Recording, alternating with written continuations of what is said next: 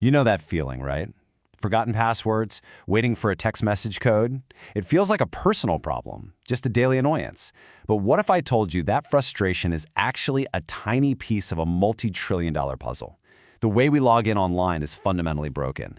And today, we're going to dig into why our digital identity is so stuck in the past and what it's costing every single one of us. I mean, seriously, it's the front door to practically everything we do online, and yet we're constantly fumbling for the keys. In an age of self-driving cars and AI everywhere, the big question is, why is something so basic still so frustrating, and more importantly, so incredibly insecure? Let's just start with the money.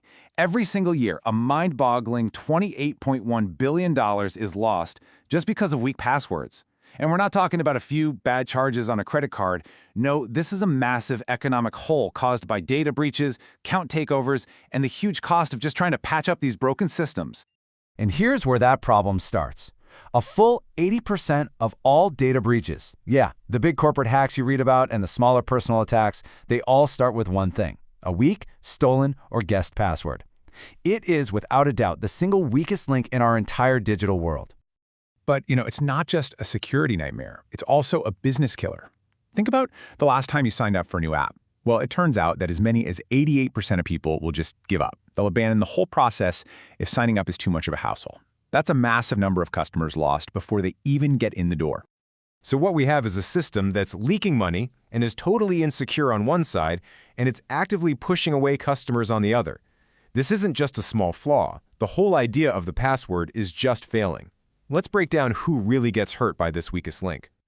Honestly, it's a mess for everyone. For you and me, it's that constant headache of resetting passwords or juggling different authenticator apps. For companies, it's like having a giant hole in their sales funnel right at the very beginning. And for security teams, they're just fighting a defensive war they can't win. Even the things that are supposed to fix it, like multi-factor authentication, getting that text code, they're often clunky, and believe it or not, they can still be beaten. Now you'd think with a problem this big, the market would be absolutely buzzing with amazing, groundbreaking solutions, right? Well, here's the weird part. It's a huge, crowded market that has somehow just completely failed to innovate. How crowded are we talking? We found 52 different companies all competing in this passwordless space. You've got the giants, like Microsoft and Okta, and then dozens of startups, all of them claiming they have the answer. But here's the kicker. Despite all those companies, when you actually analyze the market, you find that 85% of what they do is exactly the same. They're all selling slightly different flavors of the same ice cream. It's a total sea of sameness. And when you look at the tech they're using, it all makes sense. A whopping 87% of them rely on fingerprint scanning, and 81% use facial recognition. It's the same old toolkit, just repackaged again and again. There's almost no real meaningful difference between them. So, this lack of new ideas was already a problem, but now it's becoming a full-blown crisis. Why? Because a brand new threat has shown up, and it completely changes the game. I'm talking about AI-powered deepfakes. And look, these aren't just for funny internet videos anymore.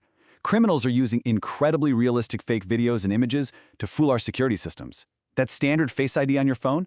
A good deepfake can get right past it. This makes any security that's based on just a static picture of you dangerously outdated. And this is not some future sci-fi threat. It is happening right now. Financial losses from these deepfake attacks are growing by 300% year after year. That means the very security model that most of these companies are selling is being actively broken at a massive scale as we speak. This whole deepfake crisis has exposed a huge hole in the market, a really specific vulnerability that we're calling the authentication gap. This quote from the analysis just nails it. What's missing is a truly multi-layered system. Nobody out there is combining multiple unique biometrics, like the lines on your palm, with something interactive, like asking you to make a specific gesture. That interaction is the secret sauce. It's what proves liveness. It proves you're a real person right there in that moment and not just a pre-recorded video or a fake image. And here's why that gap is so wide. 71% of today's secure logins rely on just one biometric factor. 67% can be tricked by really simple spoofing attacks, like just holding a photo up to the camera. And maybe the worst of all, 42% have no liveness detection at all. They literally can't tell the difference between you and a picture of you. Okay, so if the old way is broken, what's the fix? Well, It's about moving from static images to dynamic, interactive proof. A system that doesn't just see you, but sees you move. This is the fundamental change. Old biometrics are passive. You just show your face or your fingerprint, and that's it. It's easy to fake. Interactive biometrics, on the other hand, are active. They require you to be there, in real time, moving. You simply can't deep fake a unique, live gesture on the spot. To really get the leap in security here, let's talk about the false accept rate. That's basically the odds that the system lets an imposter in by mistake. For good old-fashioned facial recognition, the industry standard is about 1 in a million. Sounds pretty good, right?